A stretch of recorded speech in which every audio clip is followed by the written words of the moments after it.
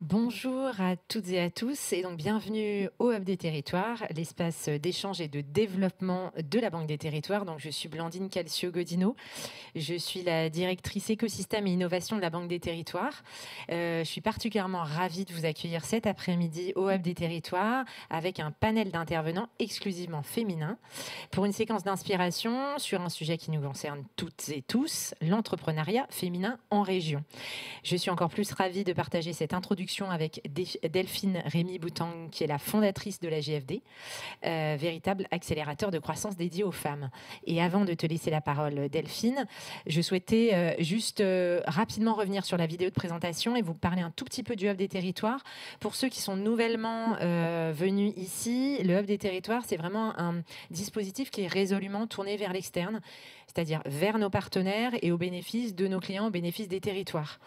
C'est un dispositif qu'on a créé il y a maintenant un peu plus de 2 ans et qui incarne la stratégie écosystème de la Banque des Territoires. Donc c'est un dispositif qui est hybride, à la fois ici, à côté de la gare d'Austerlitz, mais aussi en digital. Donc tous les événements sont captés et peuvent être retransmis à distance. Il est destiné donc à réunir et à animer les écosystèmes au sein desquels la Banque des Territoires intervient, à faire collaborer public et privé. Ça, c'est vraiment au cœur de notre ADN, c'est de faire dialoguer des acteurs territoriaux, des collectivités, des acteurs du logement social, des professions juridiques et des acteurs privés, allant de la start-up au grand groupe, destinés également à inspirer les réussites territoriales et à donner toutes les clés pour accélérer la transformation des territoires. Donc, nous avons une programmation très riche avec beaucoup d'événements, d'ateliers, de débats, de retours d'expérience. Nous avons une activité croissante depuis 2021. Petit clin d'œil d'ailleurs à l'équipe et félicitations pour plus de 187 événements qui ont réuni plus de 11 000 participants et plus de 800 intervenants. Et petite page de pub aussi pour ne rien manquer de notre actualité. Je vous invite à vous inscrire à notre newsletter que vous trouverez sur la page internet du Hub. Et donc, vous l'aurez compris, au Hub des Territoires, nous abordons toutes les thématiques cruciales en fait pour les acteurs territoriaux, privés comme publics. Et c'était donc évident pour nous d'aborder le sujet des femmes dans le digital et en région, notamment quand on sait que nous ne sommes encore que 30% de femmes à investir le secteur de la tech en France. Alors je me mets un peu dedans, parce qu'avec l'équipe, on est beaucoup dans le digital, et également avec Alexandra qui va intervenir par la suite dans l'événement. Alors pour ma part, je vais rester vraiment très modeste par rapport à ce très bel événement, surtout féliciter les équipes pour l'organisation aujourd'hui, et aussi dire un petit mot pour ma collègue Magali Thévenot, qui est directrice du pôle plateforme numérique à la Banque des Territoires. Magali, alors je sais que tu es un peu plus derrière, voilà, mais tu es très impliquée depuis de longues années déjà dans la JFD. Tu as été toi-même une des fameuses Margaret, puis tu as participé au jury de sélection. Et c'est toi, et je tiens à le souligner, qui est à l'origine de ce partenariat entre la JFD et la Banque des Territoires. Et ton engagement est d'ailleurs bien antérieur à ton arrivée à la Banque des Territoires. Et je peux dire que tu es pour nous toutes une belle source d'inspiration. Et je sais que tu seras aussi d'accord avec moi pour dire que l'entrepreneuriat au féminin ne pourra pas s'épanouir sans à la fois évidemment l'éducation, le financement et la mise en avant, et je crois que c'est tout le sujet de la JFD, la mise en avant de ces fameux rôles modèles qui doivent être visibles et accessibles au plus grand nombre. Et le 17 avril dernier, j'ai eu la chance d'assister à la remise des prix Margaret. Et je dois dire que j'ai été très impressionnée par les projets présentés et par toutes les femmes qui les portent. On a même été très émus avec Alexandra pendant cette cérémonie.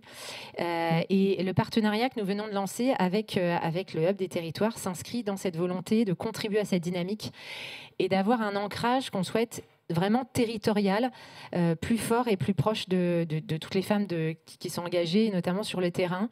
On en parlait d'ailleurs vendredi dans un déjeuner à la Croix-Rouge, et on s'est dit qu'il y avait aussi des belles, des beaux projets de femmes dans ce cadre-là, des femmes qui sont engagées, qui préparent notre futur à tous et qui contribuent à construire un modèle de société plus inclusif. Ces femmes, nous allons les accompagner dans les missions qu'elles se sont données en favorisant à travers donc ce partenariat des moments d'échange et de valorisation comme celui d'aujourd'hui, mais également un soutien à des événements comme le prix Les Margaret 2024 et dont le lancement aura lieu au Hub des Territoires le 13 octobre prochain avec la présentation du concours et des éclairages pour celles qui voudraient candidater. Voilà, il ne me reste plus qu'à vous souhaiter un très bel événement et à te laisser la parole, Delphine.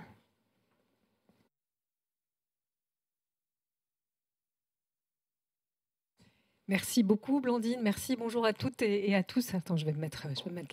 Je suis ravie d'être là avec vous dans ce beau lieu qui, comme l'a dit Benoît Parisé, qui est le vôtre. Et merci de votre confiance. Merci Magali d'être à l'origine effectivement de ce partenariat. On se connaît avec Magali de longue date puisque Magali a reçu le prix des Margaret en 2016, catégorie Intrapreneur Europe. Alors, je suis ravie de vous retrouver. Je suis Delphine Rémy-Boutan, fondatrice de la JFD. On a créé la Journée de la femme digitale il y a 12 ans, qui était un événement et au fil des années qui est devenu plus qu'un événement, mais aussi un think tank de réflexion où chaque année on mène des études. Notre 12e étude cette année était donc basée sur ce message qu'on voulait porter haut et fort aux investisseurs sur les startups dans l'impact, qui sont de plus en plus nombreuses. Et ça, c'était quand même un message positif qu'on a présenté avec notre marraine Virginie Morgon et certaines des femmes que vous allez retrouver aujourd'hui à Bercy l'année dernière, cette année-là, le 8 mars, qui était que 34% des femmes investissent, entreprennent dans le secteur, dans l'impact. C'est une bonne nouvelle. On a toujours toutes, nous les femmes, été quand même attentives à la planète et aux autres. Et aujourd'hui, on sent qu'il y a une véritable accélération. Et c'est une bonne nouvelle. Alors ça, c'est la petite vidéo de... Vous allez voir, j'ai la même veste, comme ça au moins, il n'y a pas de... C'est le même raccord. Et c'était à ce moment-là où on a présenté cette étude. On va y revenir aujourd'hui, mais pas que. On va aussi présenter effectivement ces rôles modèles qui sont importants parce que source d'inspiration pour les autres. Et donc, on parlera le 13 octobre, effectivement, de cette nouvel appel à candidature de la prochaine édition qui sera, sans vous révéler quoi que ce soit, une édition sportive à l'occasion des JO. Vous verrez tout ça très vite. Et puis, bien sûr, pour nous, on a toujours eu à cœur de mettre en avant les femmes de région, des femmes qui osent, innovent, entreprennent.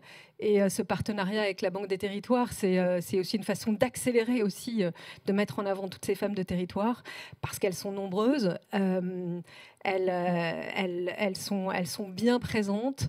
On aura aussi un témoignage d'un de nos partenaires, et non des moindres, Partech, qui va nous parler de l'investissement responsable. Et on verra, et c'est une femme qui sera à nos côtés pour en parler. Et puis bien sûr, je ne vous la présente pas, Charlie Perrault, chef du service start-up des Échos, qui animera toutes ces tables rondes de main de maître comme d'habitude. Merci Charlie pour ça. Et puis merci aussi à toutes les équipes, à toute mon équipe, Mélissa et toutes les équipes de Banque des Territoires pour avoir fait que cet événement se tienne aujourd'hui. Donc, très bel événement, bel échange. C'est aussi des moments de rencontre, de networking, c'est important. Ça aide à accélérer. Les femmes qui interviendront tout à l'heure vous le diront. On ne se construit jamais seul, on a besoin de ce réseau. C'est ça aussi la JFD. Et puis... on est vraiment très, très heureux de ce partenariat. Merci beaucoup Blandine, merci Alexandra, Magali et toute l'équipe. Et à tout à l'heure. Alors je vais laisser la parole à Charlie Perrault, chef du service Start-up aux Échos, pour ces débats. Merci Delphine. Bonjour à tous. Je vais tout de suite appeler les speakers du coup de cette première table ronde, l'impact social et économique des femmes dans l'écosystème. Donc Asma Chakir Alaoui, Clara Piget, Magali Thévenot et Florence Puybarreau. Venez sur scène. Allez-y, 1, 2, 3, 4. De là. Ouais, moi je reste là. Moi je reste debout.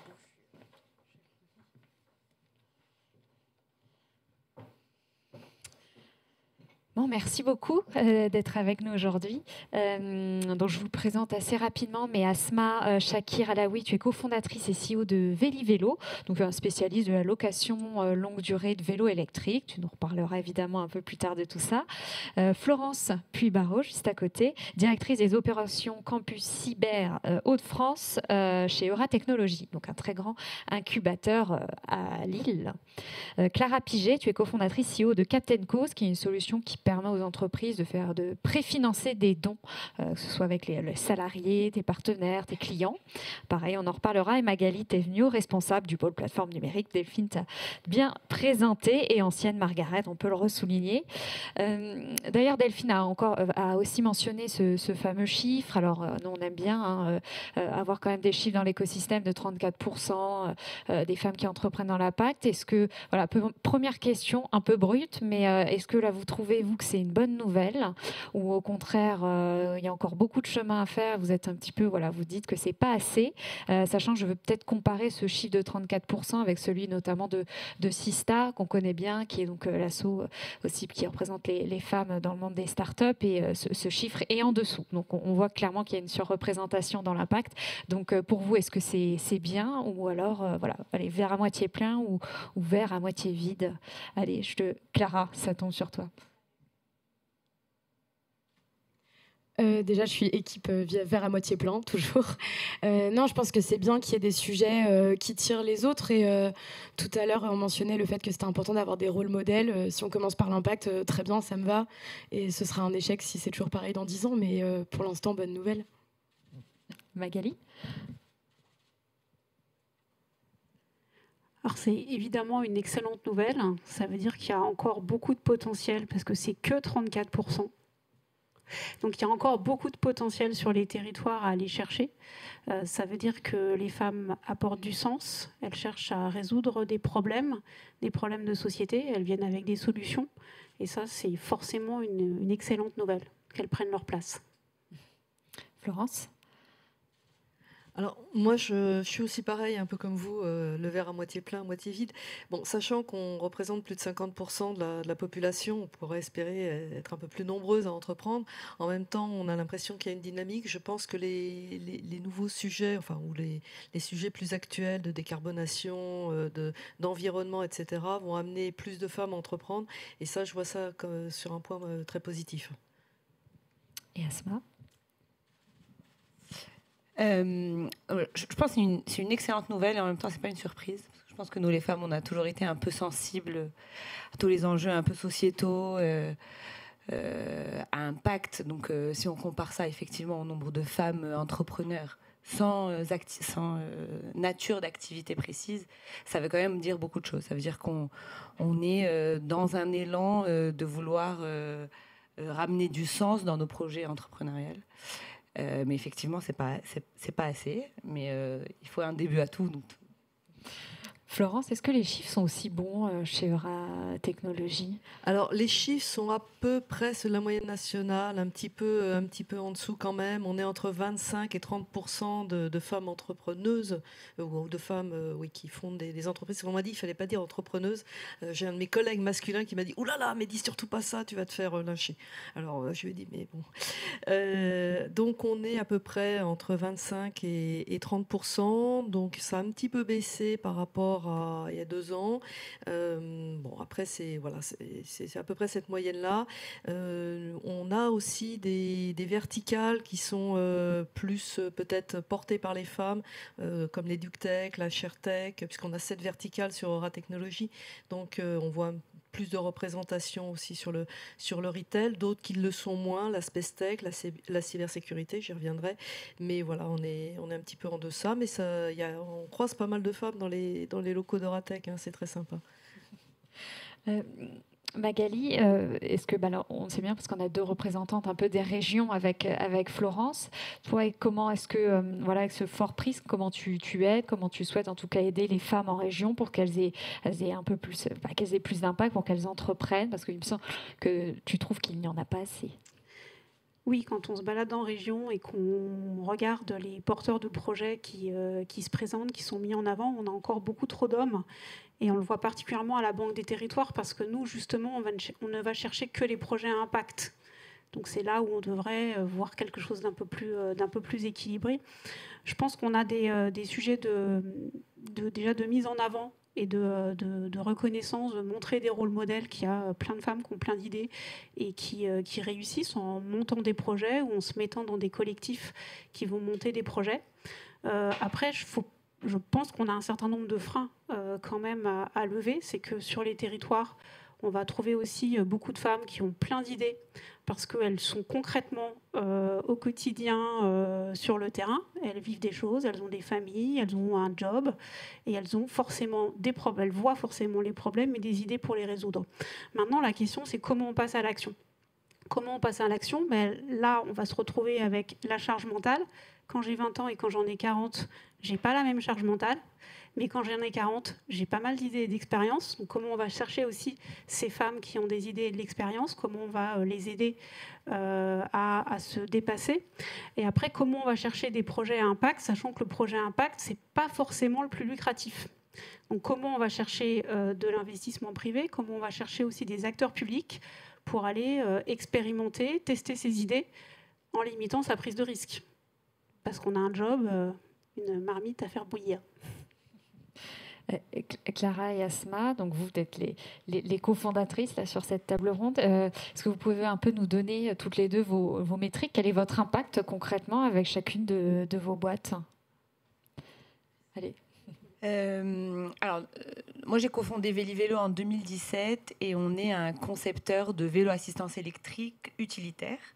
Donc ça peut paraître très long, pas très compréhensif. En gros, on a créé le premier vélo assistance électrique de livraison. L'idée de dire les véhicules qui étaient communément utilisés avant n'étaient pas forcément pertinents pour ce secteur d'activité, beaucoup trop accidentogènes, coûteux, nuisances sonores, un certain nombre de mauvaises alternatives. D'inconvénients qui font qu'on s'est posé la question de comment ou quel véhicule serait le plus pertinent pour cette activité, parce que la réalité, c'est qu'on est face à un enjeu sociétal important qui est désengorger les villes et repenser la ville de demain pour les générations futures. Et alors, en parlant de métriques, je pense aussi ce qu'on ne sait pas, c'est que les véhicules les plus polluants ne sont pas les véhicules des particuliers, mais ce sont les véhicules de livraison. Et moi, je vous invite à vous mettre sur une rue et à compter le nombre de voitures et le nombre de VUL, véhicules utilitaires légers ou de camionnettes. Et je pense que vous vous rendrez rapidement compte de l'impact de ces véhicules en ville. Et puis moi, je dis souvent, la ville, c'est comme la maison. Chez nous, on ne rentre pas avec nos chaussures sales. On laisse nos chaussures à l'entrée, on met des chaussons d'intérieur. Et il faut qu'on arrive justement à avoir cette rupture de charge pour dire on livre nos villes avec des camionnettes ou des poids lourds ou peu importe. Et puis ce dernier fameux kilomètre ou ces centaines derniers kilomètres devraient être faits avec des véhicules qui soient à la propre, efficaces. Parce que bon, l'impact ne marche pas s'il n'y a pas un schéma économique derrière qui soit pérenne. Depuis 2017 jusqu'à aujourd'hui, Vélivélo, c'est plus de 500 000 km parcourus avec nos vélos. Et nos vélos, ils ont vocation à changer deux types de véhicules. À la fois des scooters, qui étaient le véhicule le plus communément utilisé pour cette activité. Effectivement, autant vous dire qu'en 2017, le vélo de livraison n'était pas du tout une commodité, que Vélivélo a essayé d'évangéliser et de rendre ce véhicule une commodité, ce qui nous paraît évident aujourd'hui, ne l'était pas il y a 7 ans. Et le deuxième objectif, enfin, en tout cas, notre proposition de valeur, c'est de dire qu'il faut aussi et surtout changer les camionnettes qui font la livraison de petits colis, parce qu'on est tous quand même sidérés de se faire livrer des coques de téléphone dans une camionnette à moitié vide. Et donc ces 500 000 km parcourus avec nos véhicules ont permis d'économiser plus de 30 millions de tonnes de CO2. Qui peut représenter un certain nombre d'années d'émissions de CO2 pour beaucoup de villages et de villes. Merci. Clara ? Et du coup, nous, avec mes associés, on a cofondé Captain Cause en 2022. Le lancement public a eu lieu il y a pile 1 an avec la signature de notre levée. Et aujourd'hui, ce dont on est très fiers, c'est qu'on mesure déjà un impact assez important, et c'est la beauté d'avoir monté une solution tech, que d'ailleurs je peux réexpliquer en 2 mots. On propose aux entreprises de bénéficier d'une plateforme qui leur permet de préfinancer des dons à destination d'associations. Et les entreprises vont pouvoir offrir à leurs clients, leurs salariés, à plein d'occasions, un cadeau d'onboarding, les remercier de leur fidélité, des anniversaires de collaborateurs, des dons préfinancés que l'utilisateur final va pouvoir flécher vers l'association de son choix. Donc aujourd'hui, nous on a créé Captain Cause avec 2 piliers, c'est une société à mission. L'objectif, c'est à la fois de faire gonfler les financements qui vont à destination des projets à impact. Donc on mesure évidemment la quantité de financement qu'on envoie vers les associations et aussi de sensibiliser le grand public sur l'existence de ces solutions. Donc aujourd'hui, on travaille avec des assos impact social, environnemental, et on va essayer de montrer qu'il y a déjà des gens qui portent des solutions en faveur de la transition. Et donc du coup, d'ici la fin de l'année, on devrait avoir dépassé le 1 million d'euros envoyés à des associations. Donc c'est un chiffre dont on est très content et qui faisait partie de nos objectifs d'ici la fin 2023. Et on a déjà plusieurs dizaines de milliers de personnes qui ont pu être sensibilisées en recevant ces dons cadeaux, être invitées à découvrir des assos. Et c'est aussi une centaine d'assos qui ont déjà pu bénéficier de ces dons envoyés par Captain Cause. Donc voilà, première année réussie selon nous. Première année, oui. Florence, comment est-ce que vous faites à Eura Technologies pour qu'il y ait justement plus d'Asma et de Clara ? Alors aujourd'hui, il n'y a pas un programme dédié aux femmes. Je crois vraiment à la vertu de l'exemple.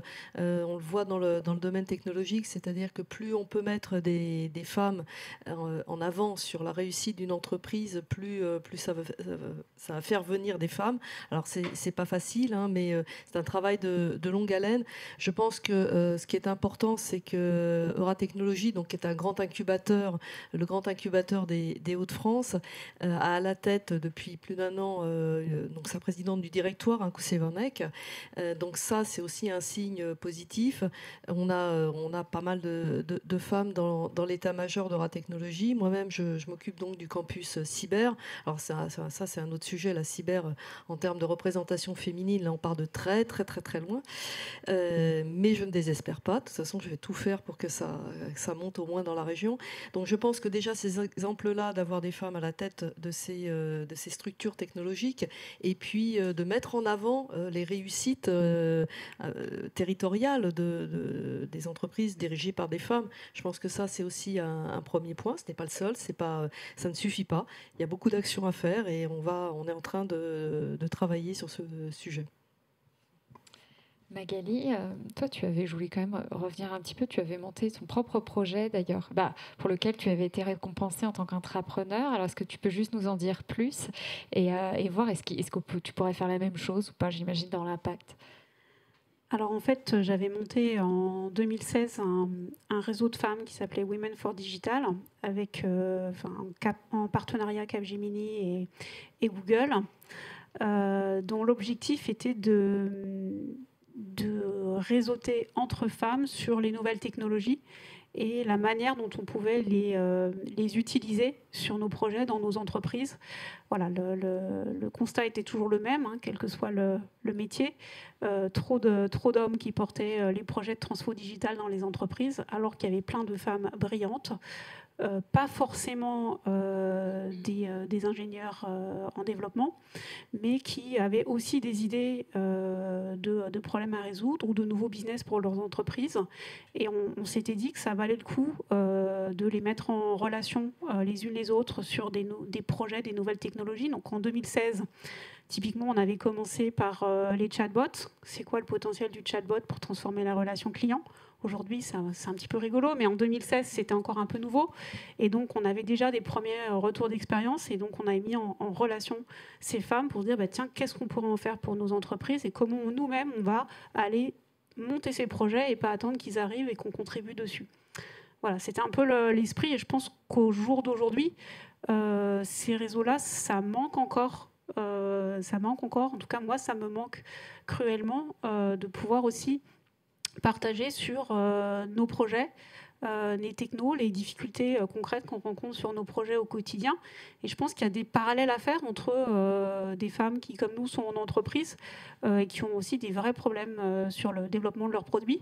Et puis vous, en start-up, qui avez aussi d'autres problèmes business autrement plus importants que les nôtres, mais sur lequel vous rencontrez aussi un certain nombre de difficultés et sur lequel vous avez mis en place un certain nombre de choses pour le développement de vos produits. Et je pense qu'il y a des synergies qui seraient drôlement intéressantes pour faire progresser nos projets. Vous pourrez en parler tout à l'heure, j'imagine. Clara et Asma, on a clairement compris l'impact de vos boîtes, que ce soit à la fois sociétal, environnemental, et l'impact en termes peut-être d'emploi, de recrutement. Est-ce que le fait, vous, d'être des femmes aussi, ça attire? Alors en plus, Asma, toi, tu es quand même dans un secteur, la mobilité, qui n'est pas non plus le plus féminin. Donc est-ce que ça joue aussi ou pas? Alors, effectivement, la mobilité n'est pas un secteur féminin et je pense que Jessie, elle en dira aussi pareil. Couplé à la logistique et à la supply chain, c'est encore moins un secteur féminin. Donc effectivement, on part de loin. Néanmoins, ça peut être perçu comme être un avantage de recrutement, effectivement. Moi, j'ai beaucoup de mes équipes, alors malheureusement pas dans le front office, mais en tout cas dans le back office, ça nous permet de recruter des marketeuses, des communicantes, des RH, des financières plus facilement, parce qu'il y a cette image de la femme entrepreneur un peu exemple qui permet de justement séduire ce middle management et ce top management, et qui rend un peu mon métier un peu plus glamour que ça pourrait l'être, parce que c'est vrai que dans l'esprit, on imagine... Moi, quand j'ai dit je me souviens de cette anecdote, j'ai annoncé à mes parents que avant, j'ai passé 10 ans en cabinet de conseil, j'ai fait 10 ans chez EY, et j'ai annoncé à mes parents que je quittais EY pour monter ma boîte. Bon, ils étaient relativement contents. Puis quand je leur ai dit que c'était dans le vélo, mon père pensait vraiment que j'allais ouvrir un magasin de vélo pour vendre des vélos. Il me disait, mais ma fille, tu quittes le conseil pour pour faire du vélo, réparateur de vélo, mais t'es sûre de ton choix? Et c'est vrai qu'on a cette connotation un peu, on entend vélo, pour une femme, quand on va la recruter, c'est pas forcément un argument qui fait face à, la cosmétique, le vestiment, enfin le vêtement, etc. Mais oui, clairement, c'est un vrai atout. Et je pense que c'est l'une des fiertés de l'équipe, c'est de pouvoir embarquer de plus en plus des femmes et de féminiser un peu ce milieu de la mobilité et de la supply chain. Moi, c'est un atout d'avoir au moins une cofondatrice dans une équipe que j'avais immensément sous-estimée. En fait, en parlant aujourd'hui avec les gens qui nous rejoignent, et notamment du coup les filles et les femmes, c'est un vrai enjeu pour choisir une boîte. En fait, aujourd'hui, il y a plus de... on n'a plus envie en tant que femme de se retrouver assise à une table, être la seule parmi 10 mecs et de se sentir sous-représentée. C'est hyper désagréable comme sentiment, et en fait on le sous-estime tant qu'on l'a pas vécu. Et moi, c'est des discussions que j'ai eues aussi avec, y compris des développeuses qui nous ont rejoints. On a réussi à attirer des talents féminins dans des secteurs où c'est difficile. Et en fait, le fait d'avoir au moins une femme dans l'équipe de management donne confiance dans le fait que la boîte va se développer dans une bonne direction sur la représentativité des femmes dans l'équipe. Donc oui, c'est un sujet que j'avais beaucoup négligé, enfin sous-estimé plus que négligé. Et en fait, qui est un atout incroyable pour créer une équipe équilibrée, quoi. Oui, parce que vous êtes 4, c'est ça, hein, et donc tu es là. Oui. Je voulais quand même continuer, terminer avec un peu, pas une note positive, mais un peu quand même. Comment est-ce qu'on peut en faire encore plus pour que les femmes, justement, les femmes dans la tech aient encore plus d'impact, social, environnemental? Ce serait quoi un petit peu les 2-3 clés que vous auriez en tête, Magali? Alors, on a déjà parlé du réseau, des mises en avant de femmes, rôle modèle. Je pense qu'il y a un sujet qui ressort aussi chaque année dans les études JFD, c'est la formation.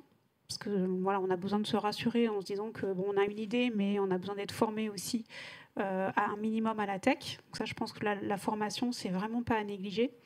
Mais après, je reviens sur l'idée d'avoir des partenaires et des lieux pour innover, pour expérimenter, pour se tromper, en étant soutenus, pas avec des acteurs privés, des acteurs publics. C'est fondamental pour se lancer, oser et limiter sa prise de risque au démarrage. Florence ? Alors oui, moi je rejoins ce que vous disiez sur les réseaux, c'est extrêmement important. Alors là, je vais dire un petit mot sur la cybersécurité qui est plus mon secteur. Il existe des associations qui œuvrent bien. Moi, je fais partie d'une association qui s'appelle Women for Cyber au niveau européen, donc qui est aussi pour aider justement à promouvoir les femmes dans la cyber. Il y a une chose qui est importante, je crois que c'est de faire connaître tous les métiers. Parce que souvent, dans le digital et encore plus dans la cybersécurité, on a une perception que ce sont que des métiers très techniques, difficiles, où il faut faire 5-6 ans d'études après le bac. Or, je crois qu'il faut vraiment dire à tout le monde, notamment aux jeunes filles, aux jeunes femmes, qu'il y a plein de métiers qu'on peut aborder de différentes façons, pas forcément en ayant fait des très longues études. Et ça peut aussi amener à engager des jeunes femmes qui hésitent à se dire oh là là, mais c'est technique, j'y comprends rien, c'est compliqué. En plus, aujourd'hui, on peut faire quand même du dev. Voilà, il y a des langages qui sont peut-être plus abordables qu'à une certaine époque. Donc, je crois que vraiment, il y a en effet la formation et l'information, faire connaître tous ces métiers du digital pour amener le maximum de femmes et de jeunes aussi, peut-être, qui sont repoussés globalement, garçons ou filles, qui peuvent être amenés à avoir peur de s'engager sur ces métiers-là. Clara ? Moi, je dirais qu'on a vraiment besoin encore plus de JFD, de Sista et tous leurs équivalents. C'est voir qu'il y a d'autres gens qui font ce dont on rêverait, qu'ils peuvent nous ressembler. C'est des filles, c'est des jeunes, c'est des personnes issues d'autres milieux sociaux. Tous ces périmètres-là ont besoin d'être couverts, je pense, par des rôles modèles. Et je pense que la formation peut venir après. On peut se former, on peut apprendre, on peut rejoindre des nouveaux secteurs. Mais il faut qu'on voit qu'il y a d'autres qui l'ont fait avant et qui aient de la place pour s'exprimer. Yasma ? Moi, je pense que tout a été dit, mais continue à faire comme ce qu'on fait aujourd'hui, comme ce que fait Delphine avec la JFD et d'autres think tanks, comme ce que vous avez fait, Charlie, parce que je pense qu'on n'a pas eu de responsable start-up femme, qui est quand même hyper chouette. C'est-à-dire aussi à toi de mettre en avant les femmes entrepreneurs et les femmes start-upeuses. Et puis, nous, dans notre quotidien, moi, je pense que ça paraît absolument pas anormal pour mes filles de voir leur maman chef d'entreprise. Et je pense qu'il y a un vrai sujet à inculquer aux nouvelles générations, parce que autant ça peut pas être, alors je dirais pas anormal, mais un peu qui sort un peu de la normalité ou qui bouscule les codes de voir des femmes entrepreneurs et dans des secteurs d'activité très masculins, autant je pense que pour les nouvelles générations, ça sera pas forcément le cas. Dernière question très courte, puisque vous avez toutes prononcé au moins une fois le mot rôle modèle. Donc vous allez devoir me citer chacune, une entrepreneuse à impact, voilà, qui vous inspire, vous avez envie de mettre en lumière. Alors qui veut commencer ? Alors moi, je vais commencer donc sur Aura Technologies. Comme je disais, on a 7 verticales. Donc là, je voudrais citer Minaché Selvam qui a fondé la société Cantou. Donc on est dans l'HRTech, dans l'EdTech, excusez-moi, pour parler en bon français. Donc c'est une start-up qui aide les enfants en difficulté, notamment tous les 10. Dyslexie, dyspraxie. Donc c'est une très belle entreprise et on lui souhaite un long avenir et bel avenir. Merci. Moi, j'ai envie de saluer Yasmine Daman, qui est la fondatrice de Bibac, que j'adore à titre personnel et qui s'est lancée aussi sur un secteur très tech, très en avance de phase sur le réemploi et la consigne il y a 5-6 ans déjà. Donc voilà. Super. Magali ? Alors, pour tout vous dévoiler, on avait un peu travaillé la question avant. Donc j'avais pensé à Lucie Bach, qui était fondatrice de Too Good To Go. Mais en fait, déjà, on en a 2 sur la scène, quand même. Je pense qu'on a Clara et Yasma. Moi, je ne connaissais pas vos parcours. Et en tant que tels, vous êtes des rôles modèles. Voilà. Pas plus que Lucie Bach. J'aurais cité aussi Lucie Bach de Too Good To Go. Je trouve qu'elle fait un travail énorme et qui a pu s'internationaliser. Donc, voilà.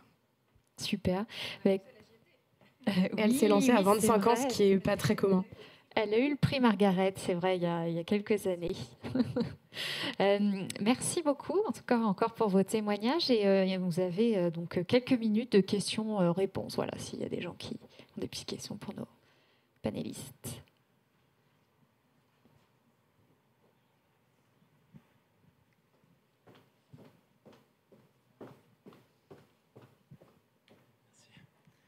Bonjour, merci beaucoup déjà.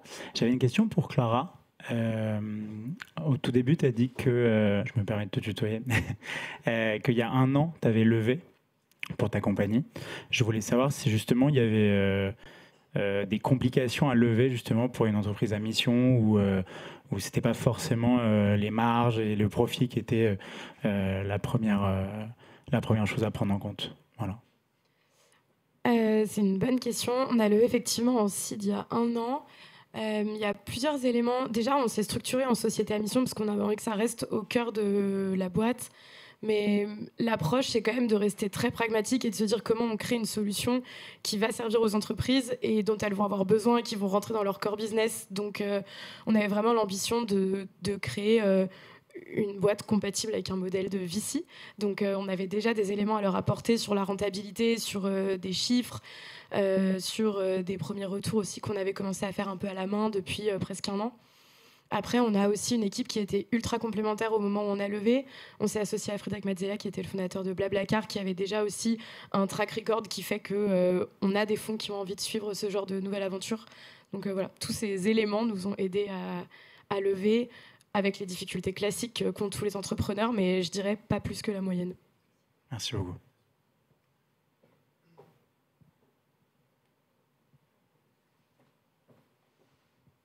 Merci beaucoup mesdames. Donc, je suis Nathalie Rion, je suis la directrice académique des programmes d'entrepreneuriat à impact à HEC. Donc, je connais l'exemple de Clara. Nous, on ne croit pas trop à l'entrepreneuriat féminin. Ce qu'on sait, c'est que les études montrent qu'il y a des obstacles qui sont différents à différentes étapes entre les hommes et les femmes, notamment à la création et au moment de la levée de fonds. Il y a 2 questions en vous écoutant qui m'ont traversé l'esprit. La notion de territoire, c'est-à-dire quand on fait de l'impact, il se fait toujours quelque part.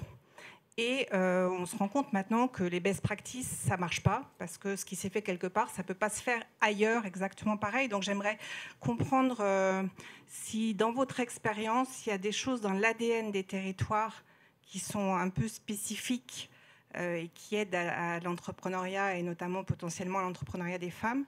Et la deuxième chose, c'est que, c'est vrai, les femmes, c'est la moitié de la population. Est-ce qu'on peut vraiment faire quelque chose sans l'autre moitié de la population ? Et je me demandais si vous aviez des idées sur comment on peut faire pour changer les choses de manière un peu plus systémique et notamment quelles actions pourraient être menées avec des hommes engagés, par exemple, sur la même question que nous, pour accélérer l'accès des femmes à l'entrepreneuriat en général et à l'entrepreneuriat tech en particulier. Ça fait beaucoup de questions. Ça fait beaucoup de questions. Je vais essayer de répondre sur la première de vos questions, donc avec l'exemple des Hauts-de-France, là où je travaille. Bon, Euratechnologie, il y a 20 ans, ça n'existait pas. Donc c'était une friche, c'était une ancienne filature qui était en déshérence. Donc c'est un homme, Pierre de Saint-Ignon, qui était l'adjoint à la ville de Lille, qui a souhaité ce projet. Et Euratechnologie a permis de créer 7000 emplois dans tout le campus. Et Euratechnologie a des programmes d'incubation et d'accélération pour les startups, des programmes gratuits. C'est vraiment poussé par la région. Il y a une forte volonté régionale en faveur de l'entrepreneuriat, des startups. On a cet incubateur donc, qui est aujourd'hui un grand incubateur national, voire international. Donc il y a vraiment une politique, une volonté régionale pour développer ce genre de programme. Bon, après que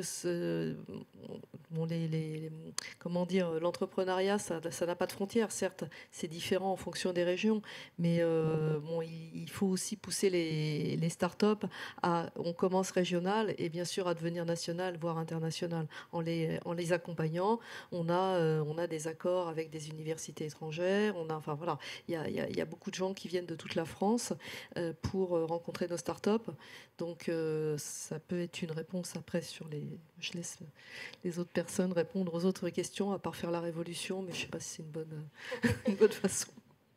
Moi, je souhaiterais souligner une initiative que l'on a vue à la Banque des Territoires et qu'on soutient à Marseille, qui est une école de formation au métier du numérique un petit peu différente, qui s'appelle La Plateforme.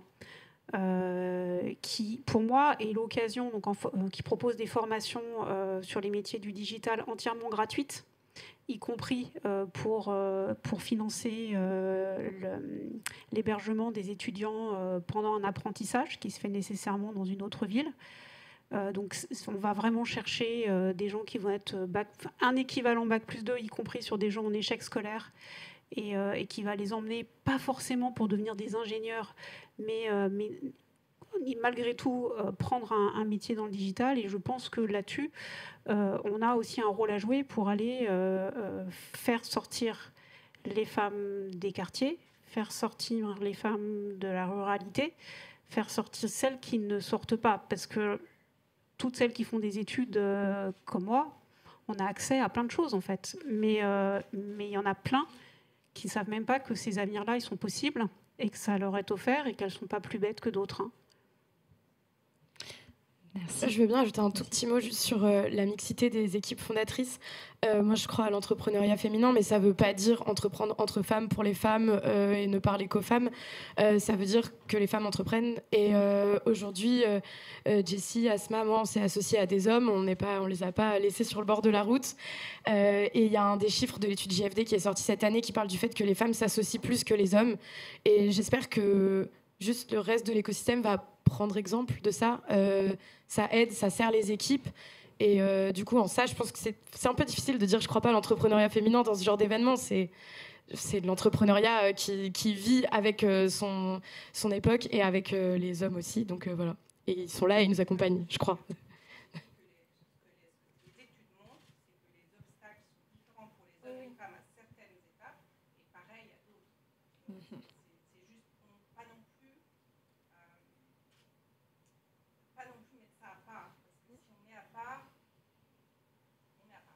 C'est le principe de la diversification, du coup. Merci. Bon, on pourra échanger. De toute façon, il y a un temps d'échange après l'événement. Donc voilà, parce que nous, on a un petit timing à respecter. Mais merci beaucoup encore pour vos témoignages.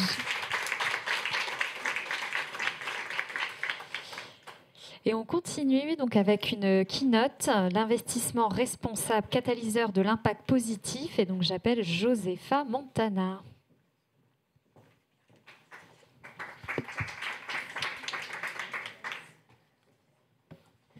Merci beaucoup Charlie.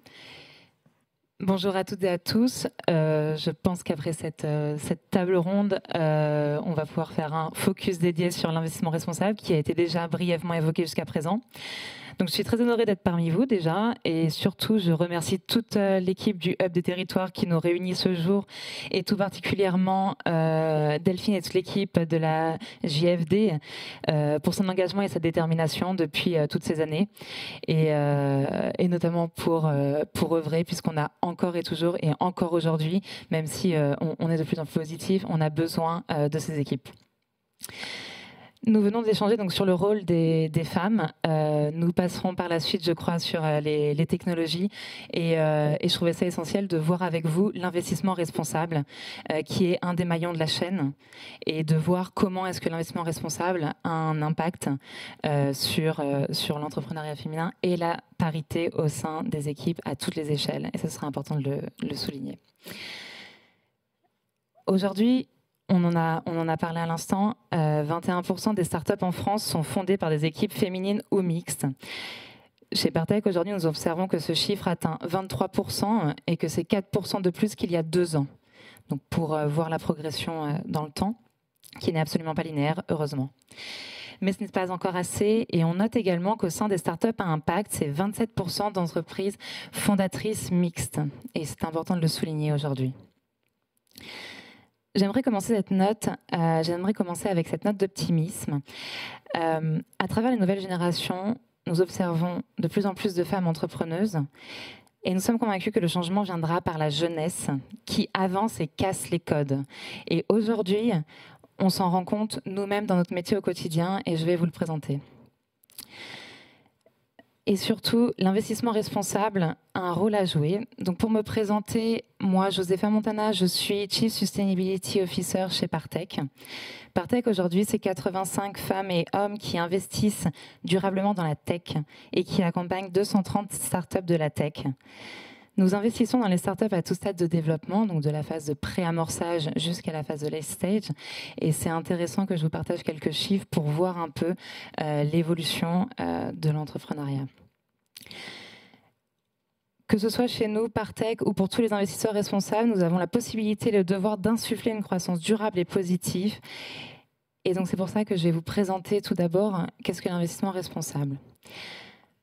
Ça fait 15 ans que je travaille dans la sustainability. Et qu'est-ce que signifie sustainability ? La sustainability que vous connaissez peut-être sous l'appellation de durabilité, de RSE, responsabilité sociétale des entreprises, se définit par 3 piliers, dont vous êtes peut-être familier, mais je trouvais ça important de le souligner ici. Les 3 piliers, les 3 P, comme on les appelle, sont avant tout people, puisqu'avant tout, une entreprise, ce sont des femmes et des hommes qui la composent et qui sont le pilier central de l'entreprise. C'est important de bien mettre l'accent sur le fait que les enjeux de parité et de diversité, au même titre que les enjeux de santé, sont essentiels au développement pérenne de l'entreprise. Le second P, planète. Je pense que c'est indéniable qu'aujourd'hui, face à l'urgence climatique, le fait de se développer avec le respect de la planète et de l'environnement qui nous entoure est prépondérant à la bonne croissance d'une entreprise. Et enfin, évidemment, la notion de profit, puisqu'une entreprise sans revenu ne peut pas être une entreprise. Donc évidemment, ces 3 P alliés sont un socle fondateur d'une entreprise. Et il est important de le rappeler, puisque parfois on l'oublie, au profit d'un seul de ces 3 P, et c'est bien dommage. Tout cela m'amène donc maintenant à parler de l'investissement responsable. Chez Partech, parce que c'est important, je voudrais vraiment dissocier l'investissement responsable de l'investissement à impact. On parle beaucoup d'investissement à impact et on parle d'investissement responsable, mais c'est important de dissocier les deux puisque, selon moi, l'investissement responsable peut s'appliquer. Tout investisseur peut investir de manière responsable. En revanche, tout investisseur n'investit pas selon une stratégie à impact. Et toutes les entreprises n'ont pas elles-mêmes un impact positif dans leur mission d'entreprise. Donc, pour vous rappeler ces concepts, l'investissement responsable, est avant tout une approche fondée sur des critères que l'on va appeler ESG, environnement, social et gouvernance, avec pour intention de minimiser l'impact négatif de ces critères. Il faut intégrer à chaque étape de la croissance des startups la notion de durabilité au moment de l'identification du projet. Donc nous, en tant qu'investisseurs, on en tient compte, mais également lors de la croissance de l'entreprise et au moment de la cession. Il sera intéressant de voir l'évolution et de montrer la valeur ajoutée qu'a l'entreprise dans sa durabilité et comment son modèle est pérenne et durable dans le temps. Enfin, si on parle de l'investissement à impact,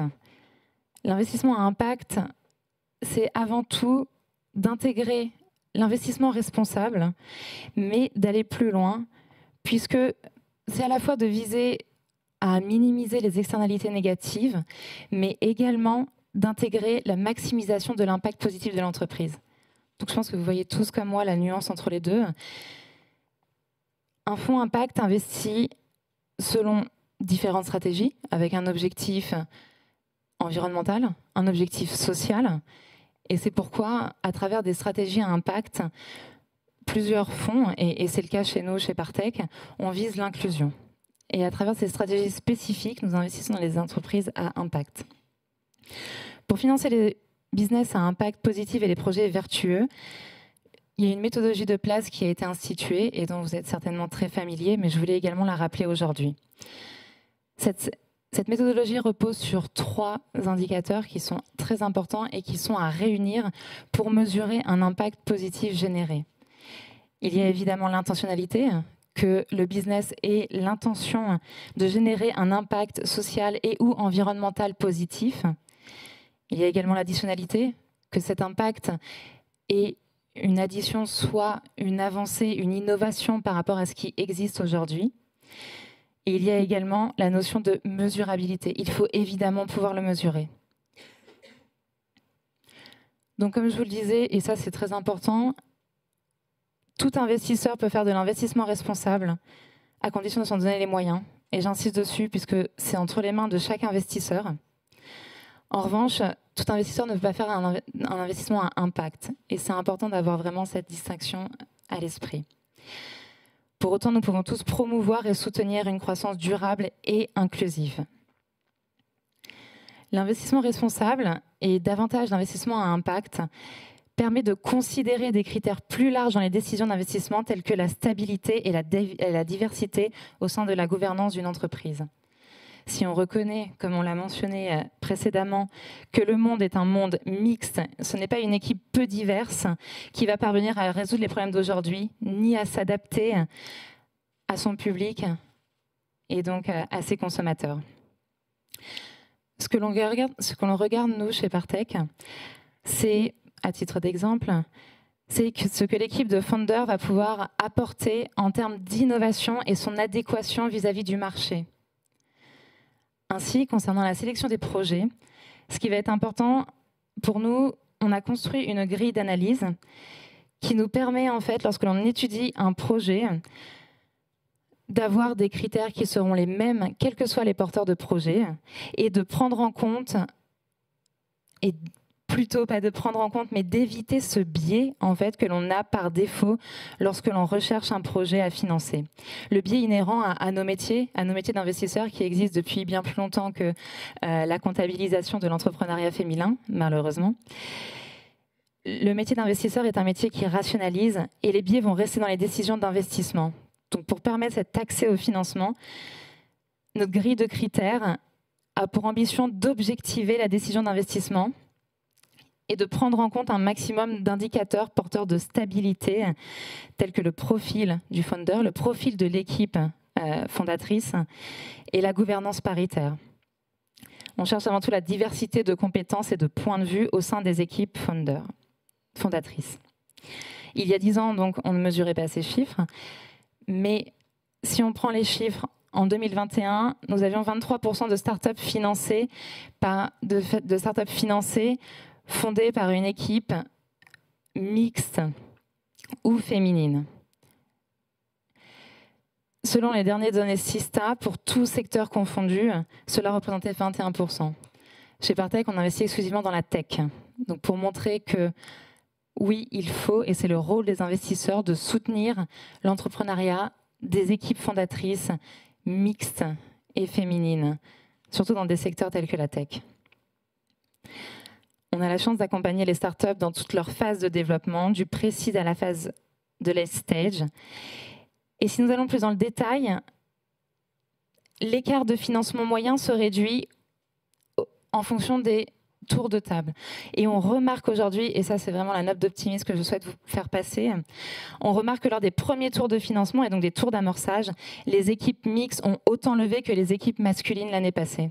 Et ça c'est important de le souligner, puisqu'on regarde les levées de fonds pour les équipes late stage, on est à 13% d'équipes mixtes. Donc vous voyez la différence énorme et ce message très positif pour l'avenir.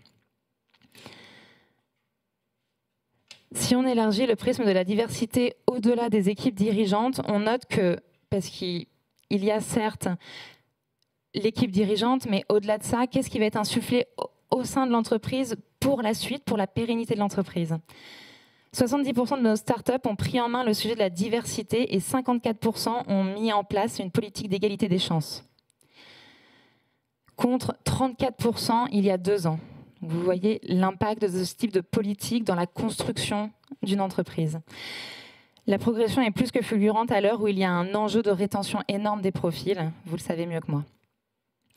Donc, pour terminer, je voudrais vous faire passer ces messages.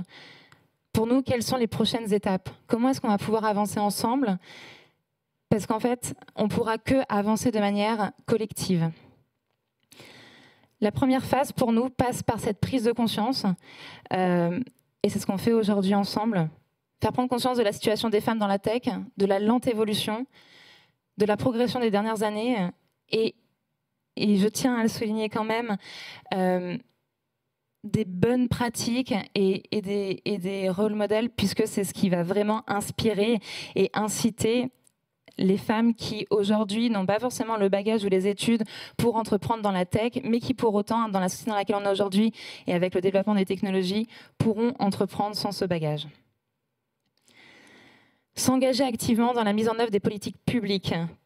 Et donc, il est clé de participer activement à tous les débats et d'encourager les mesures favorables et les outils de financement innovants tels que sont les fonds à impact. Et ça, c'est quelque chose vraiment dont on discute au quotidien avec les pouvoirs publics, puisqu'en fait, il est important d'associer les différents types de financement et l'ensemble des acteurs, qu'ils soient privés ou publics. Il faut également agir collectivement, favoriser l'intelligence collective, collaborer avec d'autres acteurs du marché, partager les bonnes pratiques et s'engager dans des initiatives. Et enfin, prendre en compte les conséquences à long terme de notre décision d'investissement et anticiper les retombées positives. Si chaque investisseur, dès aujourd'hui, se pose la question de quel sera le monde dans 3 ans, dans 5 ans, dans 10 ans, s'il le prend en compte dès aujourd'hui, il sera nécessairement en fait que pour une meilleure stabilité, il est important d'avoir une diversité au sein de l'équipe fondatrice, mais aussi au sein des entreprises. On cherche également une équipe qui est soudée, et on s'est rendu compte dans nos statistiques, alors qui remontent à pas tant d'années que ça, un peu moins de 10 ans, mais on s'est rendu compte que dans nos équipes mixtes, aucune équipe fondatrice mixte est séparée jusqu'à présent. Et ça, c'est très important de le souligner. Et enfin, nous agirons évidemment tous en intégrité avec un alignement des intérêts de toutes les parties prenantes et que cet alignement des intérêts soit fondé sur des objectifs de durabilité et d'inclusion. Donc pour finir ces quelques minutes ensemble, et je n'irai pas plus loin parce que sinon je pourrais vous parler pendant très longtemps, je veux vous réaffirmer mon optimisme parce que la tech est avant tout une solution à beaucoup de problèmes si on l'utilise correctement. Si elle est orientée sur l'impact positif et si elle est orientée avant tout et si elle est prise en main avant tout par les jeunes générations d'entrepreneurs et les investisseurs qui recherchent aussi plus de sens. On assiste à une révolution dans la chaîne d'investissement avec une réglementation de plus en plus présente et vous l'anticipez évidemment à chaque étape de votre développement. Et c'est également une pression forte des parties prenantes. Et c'est notre rôle en tant qu'investisseur de mettre aussi cette pression. Et cela a pour conséquence un fléchage croissant de l'argent vers des investissements responsables. Et je terminerai par ce chiffre. Plus de 80% de l'argent fléché l'est vers des investissements responsables. C'est important de le garder en tête, puisque ça fera partie de votre développement. Le changement viendra donc à la fois de la jeunesse qui entreprend et des investisseurs responsables dans cette transition. Voilà, merci à tous.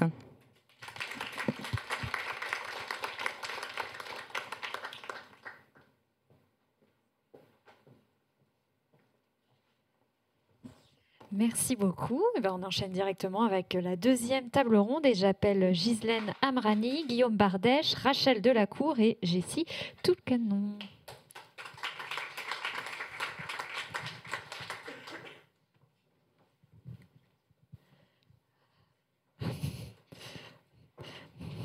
Bon, merci beaucoup d'être là donc pour parler, on va parler des technologies émergentes et de leur potentiel d'impact.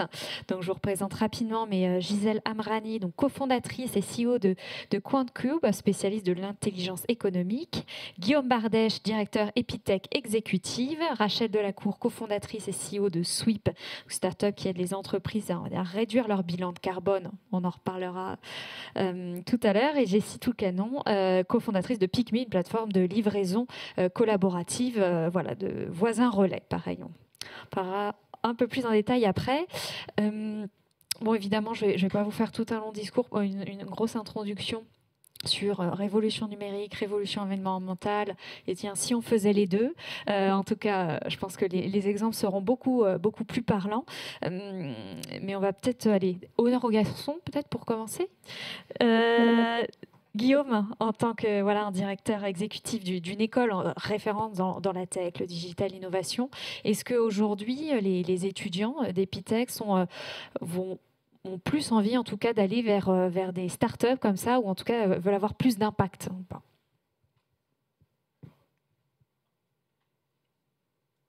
Allô? Oui.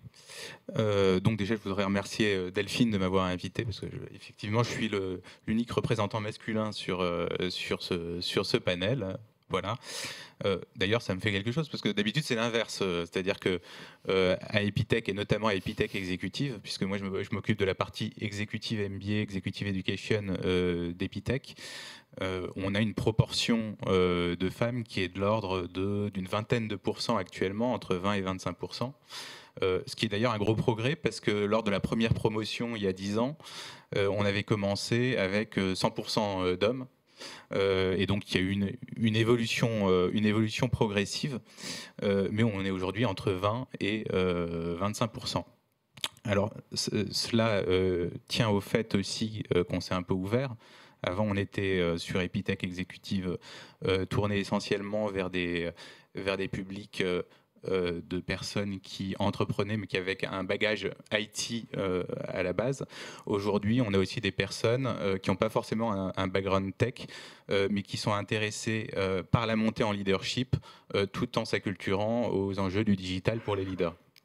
En fait, il y a Epitech, donc, qui est l'école qui forme des personnes en cycle initial sur l'informatique. Là, on a des proportions de femmes qui sont encore moins importantes, puisque il me semble que c'est en dessous de 10%.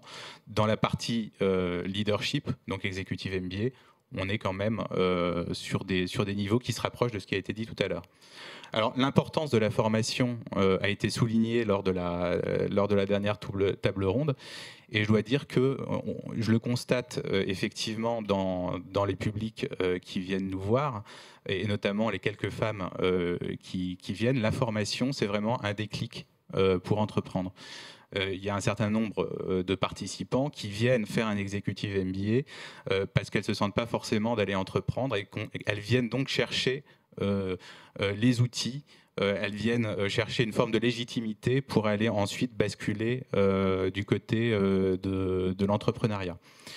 Ce que je constate aussi ces dernières années, c'est que on a effectivement des publics qui sont de plus en plus sensibles à ces enjeux d'impact qui ont été soulignés. Dans les premières promotions, on avait peut-être plus des personnes qui étaient sensibles au sujet d'aller faire du business, d'aller faire croître leurs projets, donc aux enjeux peut-être un peu plus financiers et techniques.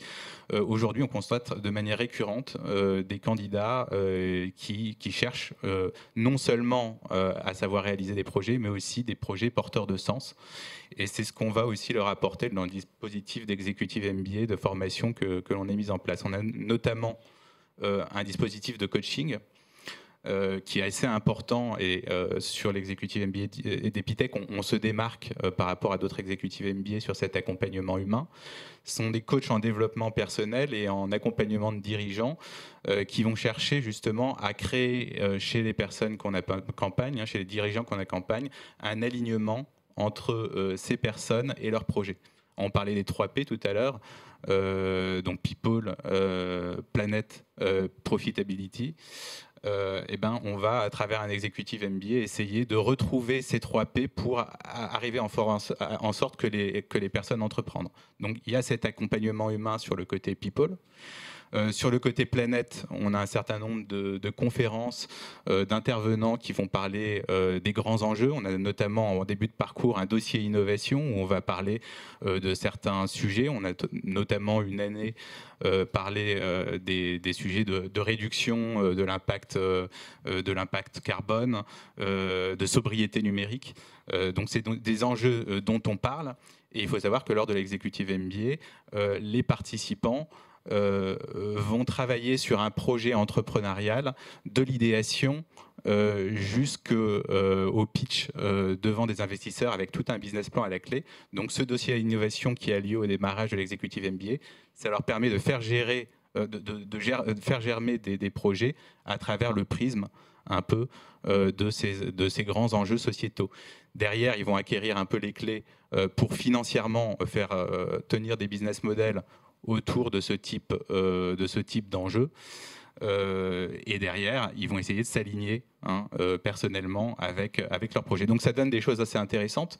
On a par exemple une participante qui s'appelle Priscilla Rossi, qui n'était pas du tout entrepreneuse à la base, qui travaillait en tant que directrice commerciale chez Soprasteria, et puis qui a lancé une start-up pour résoudre le problème du chômage grâce à l'intelligence artificielle. Et elle s'est alliée donc avec un CTO. Elle a eu un partenariat avec Pôle emploi. L'idée, c'est de s'appuyer sur des travaux de sociologues pour essayer d'aller au-delà du simple CV, mais de créer via l'algorithme un parfait match entre les aspirations et les personnalités profondes des personnes qui cherchent un emploi, et puis derrière l'emploi qui est proposé par les entreprises et les attentes réelles des entreprises. Donc voilà, c'est un projet parmi d'autres porté par une femme qui a fait l'exécutif MBA chez nous. Merci pour l'exemple. Rachel, toi, tu avais déjà créé une société BIM Analytics il y a quelques temps que tu avais revendue, donc plutôt dans le business intelligent. Est-ce que là, voilà, tu voulais absolument créer une boîte justement qui a un fort impact environnemental ou social? C'était pour toi, c'était les conditions sine qua non, quoi. Oui, moi, c'était... Quand j'ai revendu ma première société, je me suis éclatée, entre guillemets, en rejoignant l'acquéreur, parce que j'ai beaucoup appris aussi d'une entreprise qui était américaine, post-introduction en bourse, avec toutes les logiques de développement mondial d'une belle boîte où tout est très bien exécuté. Donc c'était très chouette de voir ça de l'intérieur. Et il y a eu un moment donné, quand il a été question de se dire avec mes cofondateurs actuels, on se relance, qui étaient ceux aussi de la première entreprise. Déjà, on a tous eu aussi en même temps, à titre personnel, notre aha moment voilà, sur les sujets de questions de réchauffement climatique. Et en fait, on s'est dit, on ne se voyait pas recréer une entreprise. Donc, on avait ça à titre perso, dans un coin de notre tête. Et puis, sur le sujet de recréer une entreprise, on se disait, mais on ne va pas, pour le coup, recréer quelque chose pour tenter d'être profitable, quoi. Enfin, recréer une entreprise juste pour le concept de l'entreprise qui génère des gains, ce n'était pas suffisant.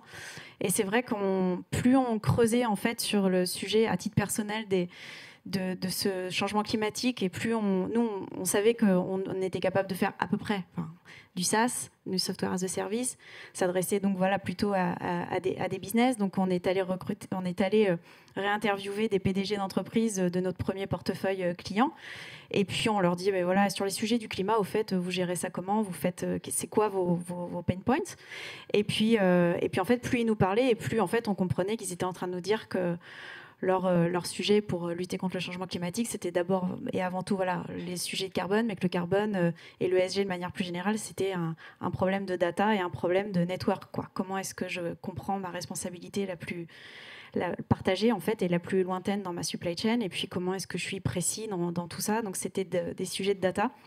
Et puis il se trouve que ça faisait vraiment écho à ce qu'on avait créé avant, de la business intelligence, de l'informatique décisionnelle, donc qui va un petit peu cruncher en fait toutes ces datas-là grâce à des technologies digitales, cloud, distribuées. Et puis en fait, bah voilà, on fait un peu la même chose qu'avant, que la première entreprise, mais appliquée au domaine de l'ESG pour prendre de meilleures décisions sur tout l'extra-financier. Voilà, à destination des entrepreneurs, des entreprises, pardon. Mais et je tiens juste à dire que sur le sujet des régions, nous, on est une entreprise montpelliéraine. Voilà, ça c'est important. Et puis, pareil, société à mission en jour 1. Je veux dire, dans les statuts, c'était clair et net que, je veux dire, il fallait qu'on soit une entreprise à mission. Et puis, tout de suite aussi, le fait d'aller déposer un dossier pour être Bicorp. Et c'était pas tant pour cocher des cases marketing ou quoi, c'était pour être sûr que justement, cette deuxième entreprise, eh ben, on sait très bien quels peuvent être les mouvements sur d'un point de vue capitalistique, sur une cap table, d'accord. On sait que, justement, le fait d'être passé par une acquisition, on sait tout ça, on sait par quoi l'entreprise peut passer. Et en fait, c'était vraiment pour graver dans le marbre que quoi qu'il se passe, au niveau des différents investissements, etc., dans le temps, ben ça reste vraiment gravé dans le marbre, que notre mission, ben, c'est d'aider à lutter contre les effets du changement climatique. Et voilà, et demain, je passe sous un train, je meurs, mes cofondateurs, pareil, ben, ça ne peut pas changer, sauf à dissoudre la société. Et je trouvais que c'était vraiment important de le préciser à nos salariés quand on les embarque, quand on les onboard. Voilà. Alors, tu as parlé de beaucoup d'analyse des données. Jessie, toi, comment est-ce que vous faites? C'est à peu près aussi, c'est ces technos-là que vous utilisez ou pas pour la plateforme PicMe? C'est quoi un petit peu les technos derrière, aussi un peu d'IA, tout ça?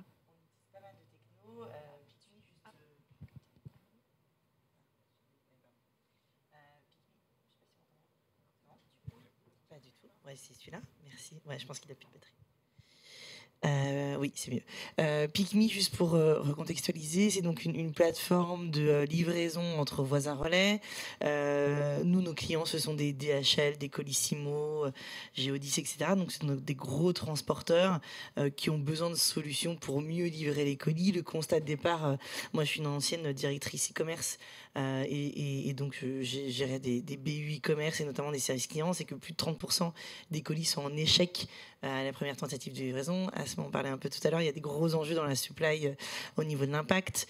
Et effectivement, le e-commerce et le développement des volumes liés aux achats de particuliers est très important. Donc nous, l'objectif, c'était de dire comment est-ce qu'on rend plus intelligent la réception de colis. Il y a plein de choses qui existent, les consignes, les drones, etc. Mais finalement, tout ça, aujourd'hui, reste assez anecdotique en termes de volume au vu des enjeux.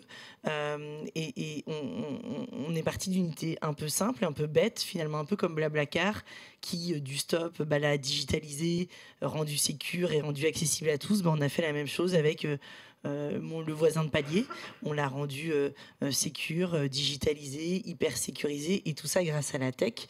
Donc nous, chez PicMe, on a 2 piliers. La tech, qui nous permet d'optimiser l'ensemble du territoire, l'ensemble du matching, et de l'autre côté l'humain, parce qu'on est basé sur une communauté, donc ce qu'on appelle les voisins relais. Donc ce sont des particuliers qui viennent télécharger l'application PicMe, et une fois qu'ils sont validés leur profil par nos équipes, ils remplissent leur agenda et ils disent moi je suis disponible le mardi, le jeudi et le samedi pour recevoir des colis pour mes voisins. Ils sont récompensés pour ça, ils ont une cagnotte un peu à la Vinted, etc. Donc c'est de l'économie collaborative basée sur de la tech. Et donc nous, notre job, c'est vraiment d'allier efficacité logistique et impact grâce à l'humain, et donc grâce à la tech. Et donc pour répondre à ta question, Charlie, effectivement, on a beaucoup d'IA, donc d'intelligence artificielle. Pourquoi ? Parce qu'aujourd'hui, pour vous donner un exemple, la manière dont fonctionne Pick-up, Relais Colis, Mondial Relais, pour décider où ils vont placer les commerces, ils se basent plutôt sur des vieux outils d'INSEE liés à des degrés de population, etc., avec un peu des vieux logiciels. Ils ont assez peu de prédictifs. Là où nous, alors la chance qu'on a, c'est qu'on a une énorme communauté et que tout notre job, c'est de dire où est-ce qu'on va placer le bon voisin relais au bon endroit, au bon moment. Et donc pour ça, on a beaucoup d'IA pour que quand vous achetiez votre sac ou peu importe sur la Redoute par exemple, on vous place le bon voisin relais au bon endroit qui va être idéalement à côté de chez vous, qui a une capacité de stockage et ce qui fait qu'on arrive à sortir des super stats en termes d'impact à la fois pour le destinataire, donc pour l'acheteur de colis, et pour nos clients transporteurs. Ghislaine, côté Coin de Cube, voilà, quels sont un peu aussi les techs que vous utilisez, peut-être pour des cas d'usage, peut-être des applications vraiment, là où on parle d'impact sociétal, environnemental, parce que j'imagine que tu as beaucoup d'applications aussi. Oui, c'est un petit peu notre cœur de métier, mais je vais présenter QuantCube très rapidement. Donc nous, on est vraiment spécialisé dans ce qu'on appelle l'intelligence économique en temps réel. Donc on va analyser des données du big data qui vont être par exemple des données satellitaires, des données textuelles qui viennent des réseaux sociaux, blogs, news, les offres d'emploi aussi en temps réel, les données de géolocalisation. Donc on suit par exemple plus de 80 000 navires dans le monde pour avoir des indicateurs en temps réel du commerce international ou du commerce des commodités, les données de télécom et j'en passe. Tout type de data qui vous passe un peu en tête, nous l'avons en interne dans notre data lake et on l'analyse via des algorithmes d'intelligence artificielle. Donc notre cœur de métier, notre expertise, c'est vraiment l'intelligence artificielle.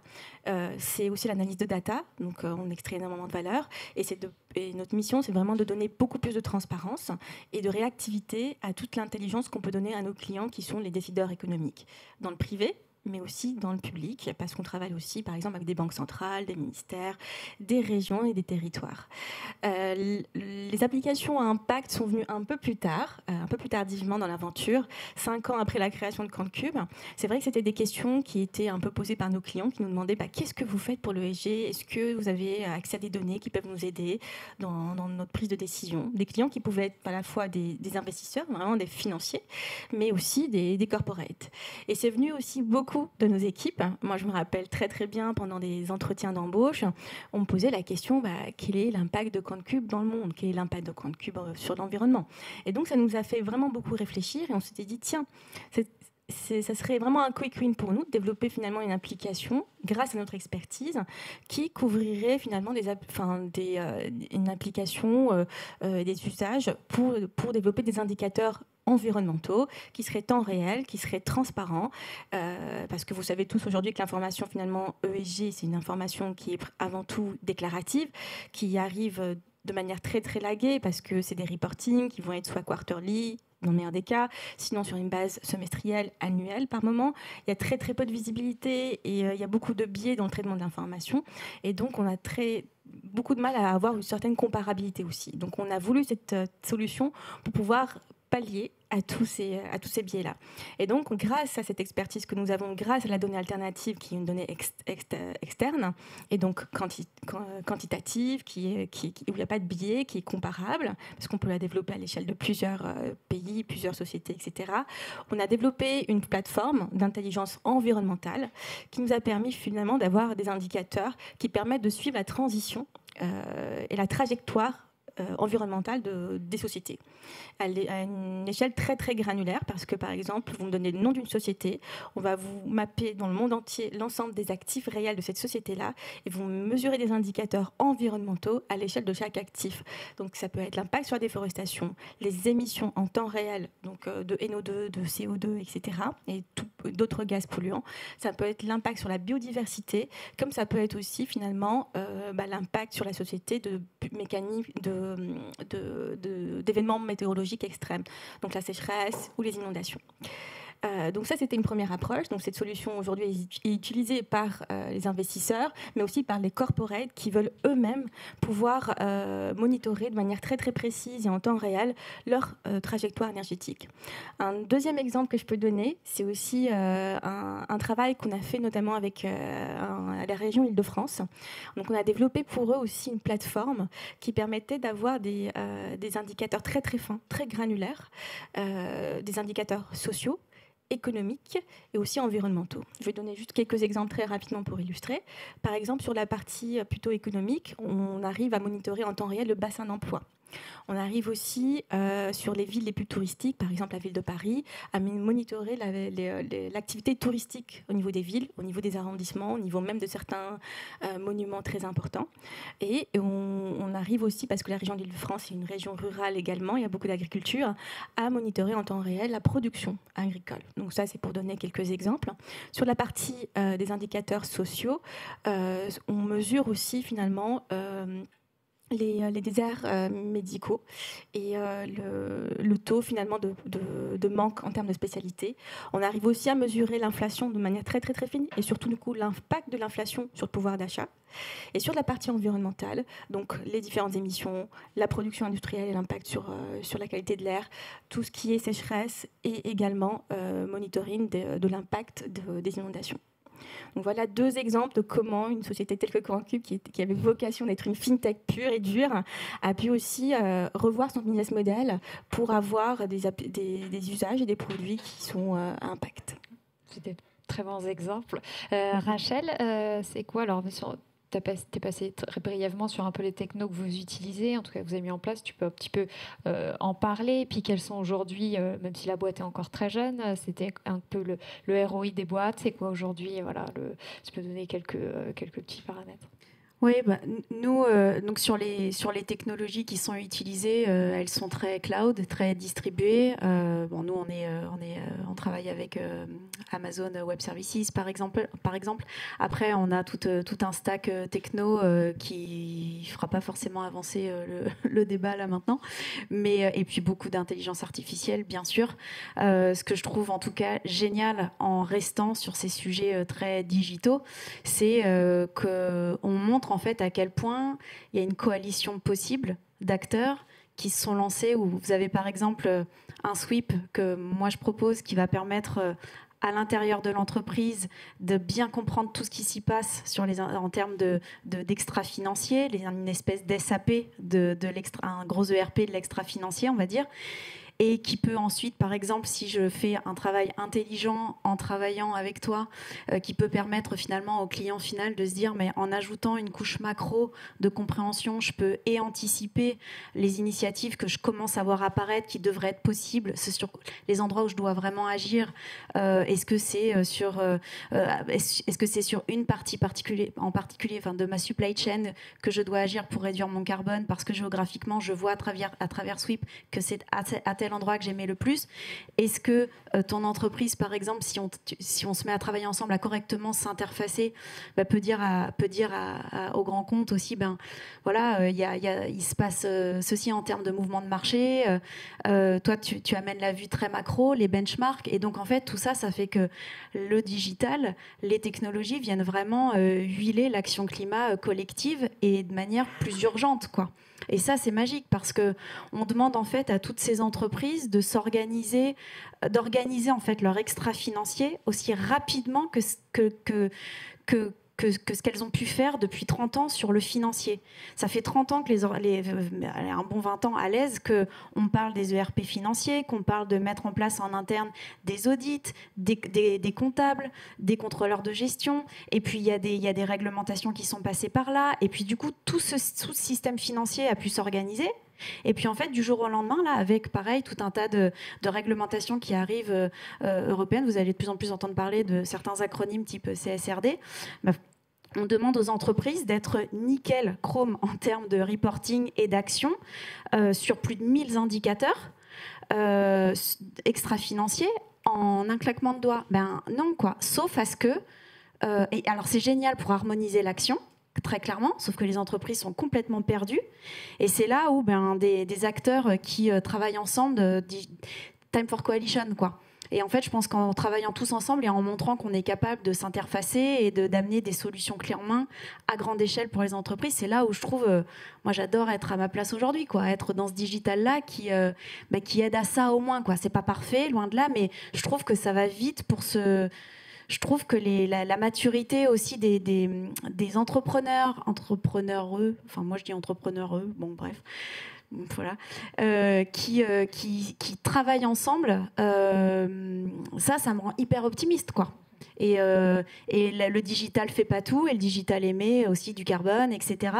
Mais il y a une vraie capacité à articuler un dialogue à l'échelle, quoi, collectif. Et ça, sans digital, je vois pas du tout comment on peut faire, quoi. Et Excel, je vois pas. Voilà.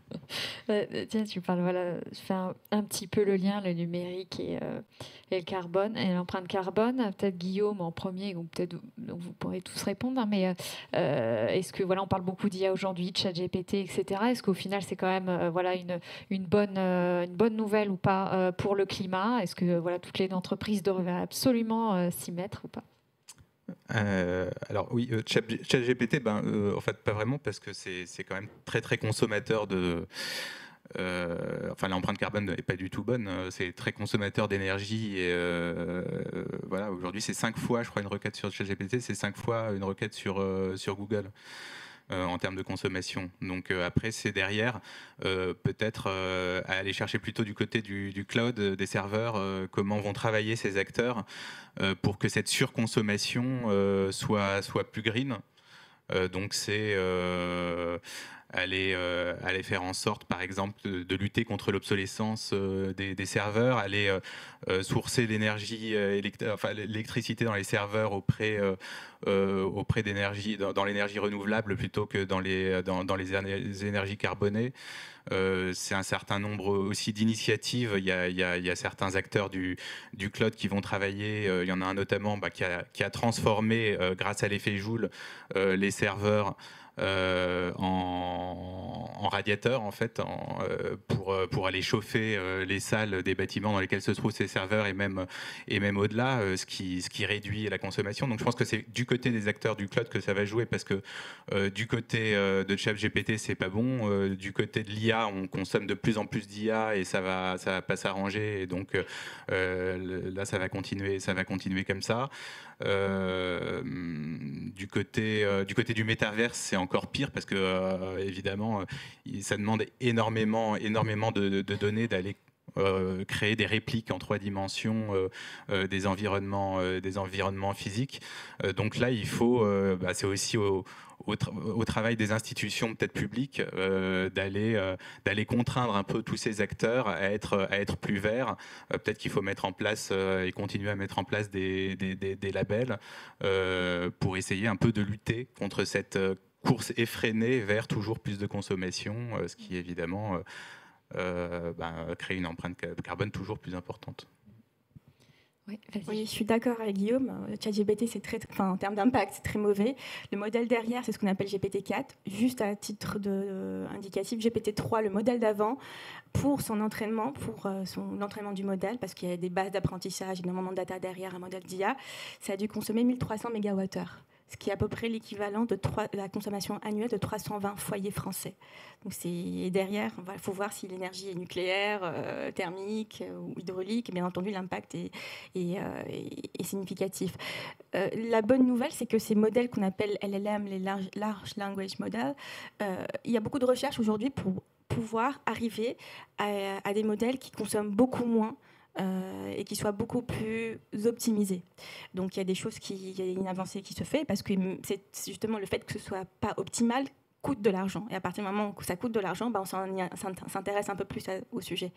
Donc là, il y a de la recherche qui est en place. Par exemple, je donne l'exemple de QuantCube. Nous, on n'utilise pas du tout ces modèles-là de cette façon-là. On les optimise en interne. ChatGPT, on ne l'utilise pas du tout. Pas seulement parce que ça n'a pas un très bon impact, mais tout simplement, on estime que c'est un outil qui peut être dangereux d'un point de vue sécurité. Et c'est un modèle qui est aussi très, très généraliste, donc pas précis, avec énormément de biais et pas du tout transparent. Donc c'est très très compliqué d'aller utiliser ce type de modèles qui sont open source. Mais on développe des LLM en interne qui sont beaucoup plus petits, des petits modèles, des petits algorithmes beaucoup plus flexibles, beaucoup plus optimisés.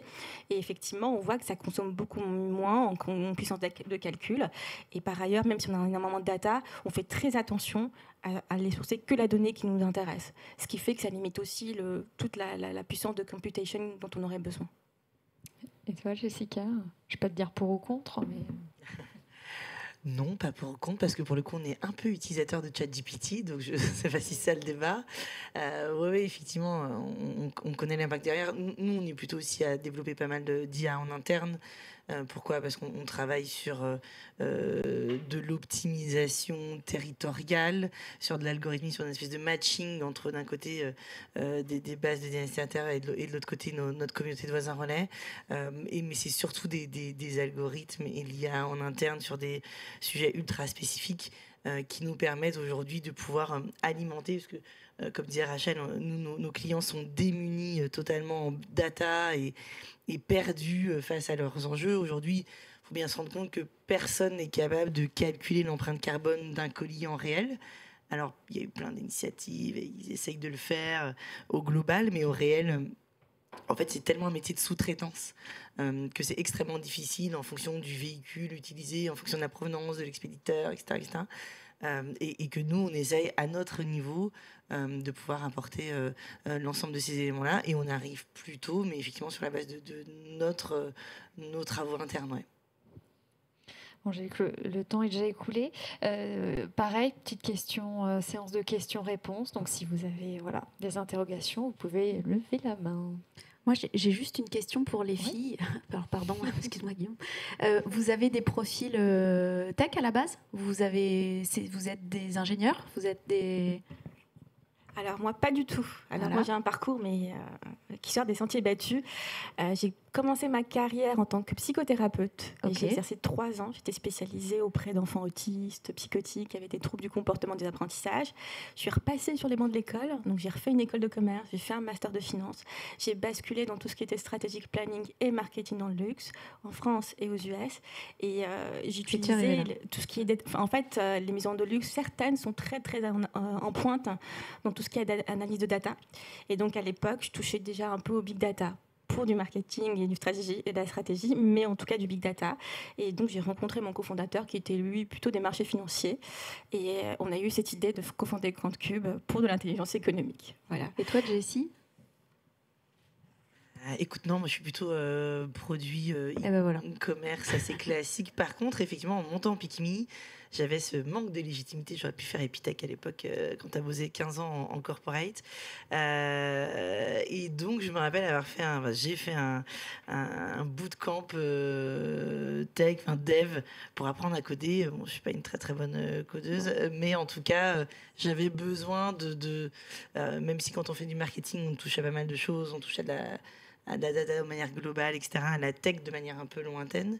Mais ouais, j'ai eu besoin de m'approprier le produit et de développer l'application moi-même. Donc la V1 était très très très très moche de Pikmi, mais c'est pas grave, fallait le faire. Et pour pouvoir ensuite correctement onboarder les équipes tech et mon CTO, etc. Bon, moi, ça fait 15 ans que je suis dans la tech. Je sais toujours pas coder. Ok, ça fait 2 boîtes qui créent a priori de la valeur, qui créent des emplois, comme celle des filles. Voilà, je tiens juste à un petit peu désacraliser cette espèce de truc de il faut absolument être dans la tech. Il n'y a pas de... ce mythe-là, on est la preuve à 100% qu'on peut être dans la tech et puis performer finalement en s'entourant bien. Et c'est le principal dans n'importe quelle entreprise finalement. Et voilà quoi, j'espère que vous retiendrez au moins ça. Ok, ça c'est important quoi, c'est hyper important. 100% qui ne viennent pas de la tech quoi, dans ce panel. Donc je voudrais souligner aussi que dans nos formations Epitech exécutives, on a des dirigeants qui ne sont pas forcément non plus issus du milieu de la tech et que à l'issue de la formation, ils se retrouvent directeurs des systèmes d'information, entrepreneurs dans le digital, parce qu'il n'y a pas nécessairement besoin d'avoir un background tech pour entreprendre dans la tech. Et ça, on le voit effectivement, il suffit d'être acculturé, de comprendre la tech, ça c'est quand même important de savoir dialoguer avec eux, mais ça peut tout à fait se faire sans être ingénieur à la base. Oui, tout à fait. Il y a donc la Margaret de cette année, Akima Berdouz, qui développe un projet avec le CEA, qui a un projet data sur le médical, l'assistance médicale à des femmes pour faire des diagnostics en avance sur, par exemple, diagnostiquer un cancer possible ou un certain nombre de risques. Donc un gros projet, et elle va faire donc l'executive MBA cette année. Elle a été lauréate de la verticale intrapreneuse dans le digital en Europe. Et donc voilà, on est très heureux de pouvoir lui offrir cette opportunité. Super. On a le temps pour une question. Non ? Écoutez, c'est parfait, comme ça on rattrape le retard. Et maintenant, merci beaucoup encore pour tous vos témoignages. Et donc maintenant, on va passer à la conclusion et j'appelle Alexandra Ringot-Botman.